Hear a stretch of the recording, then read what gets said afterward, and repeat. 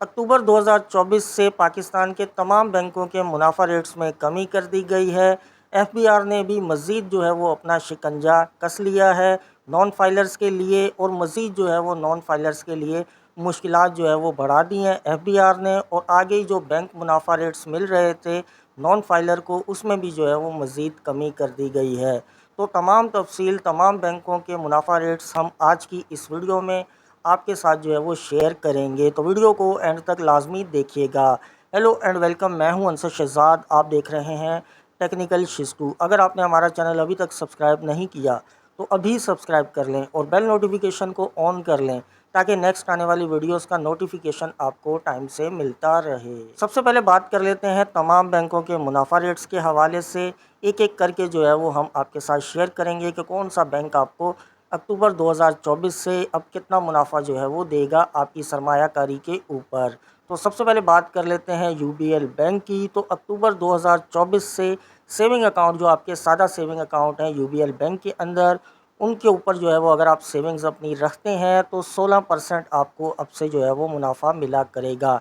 इसके अलावा जो यूबीएल बैंक के टर्म डिपॉजिट अकाउंट हैं उनके अंदर जो है वो आपको 5% से लेकर 10.50% के दरमियान में जो है वो मुनाफा मिला करेगा। इसके अलावा जो इनका रुपी अकाउंट है उसमें जो है वो आपको 6% से लेकर 12% के दरमियान मुनाफा रेट्स या मुनाफा की शरह जो है वो अक्टूबर 2024 से मिला करेगी। इसके अलावा एचबीएल बैंक की बात कर लें तो जो इनका सादा सेविंग अकाउंट होता है, जैसे एचबीएल महाना आमदन अकाउंट, एचबीएल डेली मुनाफा अकाउंट, तो उसके अंदर जो है वो आपको 16% मुनाफा रेट मिलेगा। इसके अलावा जो इनका जो पीएलएस सेविंग अकाउंट है उसके अंदर जो अफेक्टिव प्रॉफिट की परसेंटेज है वो अब आपको मिला करेगी 16.64%। इसके अलावा जो इनके सादा सेविंग अकाउंट हैं उनके अंदर अफेक्टिव प्रॉफिट की परसेंटेज जो है वो 16.23% के हिसाब से मिला करेगी। इसके अलावा जो एचबीएल बैंक के टर्म डिपॉजिट अकाउंट हैं उनमें जो है वो 5.14% से लेकर 9.20% के दरमियान जो है वो मुनाफा रेट मिला करेगा अक्टूबर 2024 से। अब बात कर लेते हैं बैंक अल हबीब की। बैंक अल हबीब में जो आपके नॉर्मल सादा सेविंग अकाउंट हैं उनके अंदर जो है वो 16% मुनाफा रेट जो है वो मिलेगा, और इसके अलावा जो इनके टर्म डिपॉजिट अकाउंट हैं उनके अंदर जो है वो 9% से लेकर 12 या 13% के दरमियान जो है वो मुनाफा की शरह जो है वो रख दी गई है। इसके अलावा बात कर लेते हैं एमसीबी बैंक के नॉर्मल जो सेविंग अकाउंट है उनके अंदर जो है वो 16%, जो इनके टर्म डिपॉजिट अकाउंट हैं उनके अंदर 9% से लेकर 12.50% के दरमियान जो है वो मुनाफा रेट अब आपको मिलेगा। बैंक अल-फलाह की बात करें, नॉर्मल जो सादा सेविंग अकाउंट है 16%, टर्म डिपॉजिट अकाउंट की बात करें तो 9% से लेकर 15% के दरमियान जो है वो आपको मुनाफा मिलेगा। अब बात कर लेते हैं खुशहाली बैंक की। इसमें भी जो आपका सादा सेविंग अकाउंट है 16%, इसके अलावा जो इनके टर्म डिपॉजिट अकाउंट है 9% से लेकर 14% के दरमियान जो है वो आपको अब मुनाफा रेट मिलेगा। बैंक ऑफ पंजाब की बात करें तो जो इनके सादा सेविंग अकाउंट हैं उनके अंदर जो है वो 16%, और जो इनके टर्म डिपॉजिट अकाउंट है 6% से लेकर 12% के दरमियान जो है वो प्रॉफिट परसेंटेज जो है वो मिलेगी। अलाइड बैंक की बात करें तो सादा सेविंग अकाउंट जो है वो 16%, और जो इनका टर्म डिपॉजिट सेविंग अकाउंट होगा उसके अंदर 7% से लेकर 13% के दरमियान अब आपको मुनाफा रेट्स मिलेंगे। यू बैंक की बात करें और बैंक ऑफ खैबर की बात करें तो 16% इनके सादा सेविंग अकाउंट और 5% से लेकर 13% के दरमियान जो है वो इनके टर्म डिपॉजिट सेविंग अकाउंट के अंदर जो है वो अब आपको मुनाफा रेट मिलेगा। सुनहरी बैंक की बात करें 16% सादा सेविंग अकाउंट और 5% से लेकर 12% के दरमियान जो इनके टर्म डिपॉजिट अकाउंट है। जेएस बैंक की बात करें तो 16% सादा सेविंग अकाउंट के अंदर, और जो इनका टर्म डिपॉजिट है 5% से लेकर 11% के दरमियान जो है वो मुनाफा रेट्स की अब आपको जो है वो परसेंटेज मिलेगी। फैसल बैंक की बात करें तो 16% सादा सेविंग अकाउंट के अंदर और 7% से लेकर 12% के दरमियान जो है वो टर्म डिपॉजिट अकाउंट के अंदर मुनाफा रेट सब आपको मिलेंगे। अस्करी बैंक की बात करें तो 16% जो है वो सादा सेविंग अकाउंट और 6% से लेकर 12% के दरमियान जो है वो आपको टर्म डिपॉजिट अकाउंट के अंदर मुनाफा रेट्स जो है वो अक्टूबर 2024 से मिलेंगे। इसके अलावा नेशनल सेविंग का जो सादा सेविंग अकाउंट है उसके अंदर 16%, और जो इनके मुख्तलिफ सर्टिफिकेट्स और जो भी इनके शोहदा फैमिली वेलफेयर के जो भी सर्टिफिकेट्स हैं उसके अंदर, जैसे बहबूद सेविंग सर्टिफिकेट है, तो 10% से लेकर 14% के दरमियान जो है वो टोटली इनकी जो है वो रेंज आ गई है।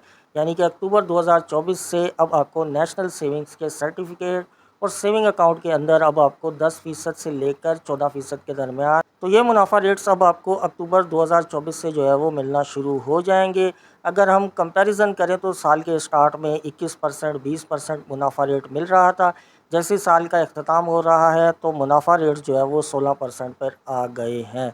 मज़ीद जो है वो लगता है कि दिसंबर आने तक जो है वो ये 12% तक जो है वो ले आएंगे।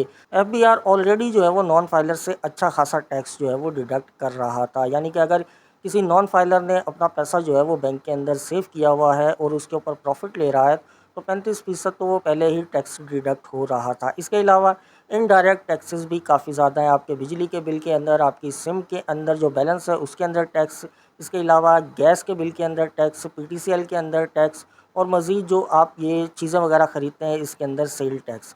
यानी कि ये इनडायरेक्ट टैक्सेस हैं जो आपसे ऑलरेडी जो है वो एफबीआर जो है वो कलेक्ट कर रहा था। अगर आप किसी कंपनी में जॉब कर रहे थे तो वहाँ का जो एम्प्लॉयर है वो आपके बिहाफ पर जो है वो टैक्स की डिडक्शन कर लेता था। यानी कि टैक्स एट सोर्स जो है वो आपकी डिडक्शन हो जाती थी।